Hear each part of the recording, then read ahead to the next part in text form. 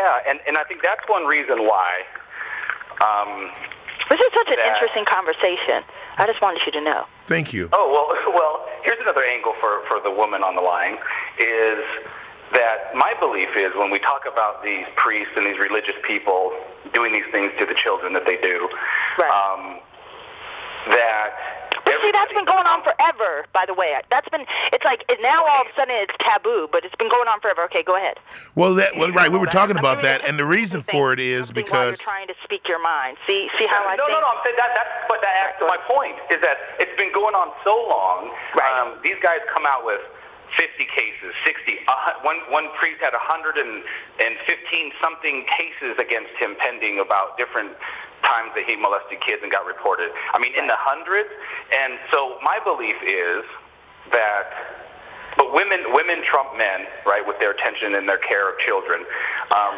They have to know that it can't be this widespread and this massive and this long-lasting without these congregations saying, well, I'm going for heaven, and this priest up there holding that Bible is going to get me to heaven. My child is not going to get me to heaven. Right. He got no power.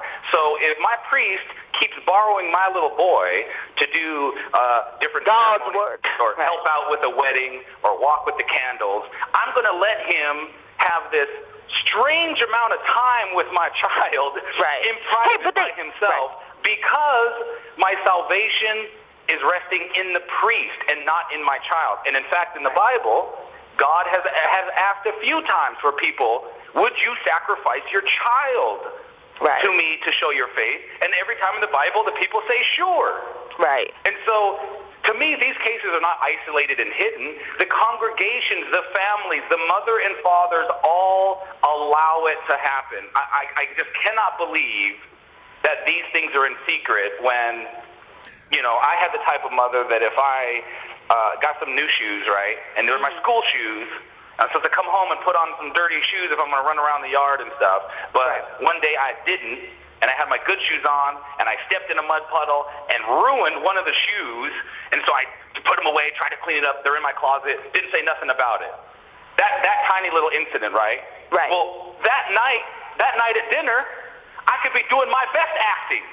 Right. Right? I could be like, oh, let me eat this soup. Let me go, right? And then all of a sudden my mom would put down her knife and fork and say, Tana, what did you do today? Right? Right. And I'm like, what do you mean? And then goes to my brothers and sisters. Mom, he wrecked his new shoes. Right. Because a parent knows, that tiny incident. Now imagine if I had just come from a gangbang ass fucking by a bunch of priests. Right. Are you telling me that these mothers don't see in the faces of those children something awful has happened? Are you telling me they don't want to recognize it because it's God. They just look that way because they got in touch with the Spirit. My son is just feeling down because he got in touch with the Spirit. I just think the intuition of mothers. Well, it's sharp. It is. It's sharp. Thank you. So where is it with all these molestations? That's why I can't believe. I have to say that it's there, but people allow it to happen because they're trying to get to heaven. That's important. Right. More. I think it's both. I think sometimes when your child is at a certain age and there's a disconnect and there's like, all right, let me throw him at the church. It's almost like back in the time of black people and in our homes the mothers would send their children to the grandmother's house. Do you know what I mean? It's that kind of thing. It's like, okay, we can't deal with him here. Let Pastor Robinson, let Bishop Long handle them. We're going to send them on a long vacation, right? We're going to send them on long vacation with Long, and hope that they get some God, and when they come home, they'll be different men. Well, they were really different when they got there. Right. Well, to me, that's what we're seeing is like, I think some of the mothers, in defense of, I'm playing devil's advocate, right? In defense of some of the moms, I think it's, wow, yes, something is different, but it's probably because they have been touched by the Spirit, not touched by the pastor. And then when it comes to the other stuff, then there are some who are just like, they look and they know and they just don't want to be bothered with it. Right. Well, look, I have known from the past that church people are pretty gossipy. Right. And thank you. And to you're right. And to all of a sudden, black church people are gossipy. Black church people, white church people, Catholic, Christian, Pentecost, all of them are gossips. And for them to be able to turn their gossip off when it comes to the molestation of a child is, to me, it's condemning. Right. They said the Catholic Church has 10,000 documented cases of pedophilia, molestation on children. Right. That, to me, is so many. You got to question the book.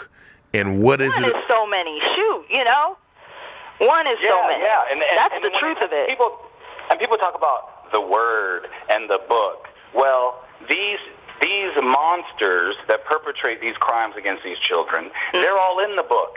They're flipping the pages. They're reading it to the parishioners, and they touch the book. They have to create new sermons every week. They're in the book. But yet, if it's supposed to be the Word of God and have some power, how come that dust doesn't rub off on them?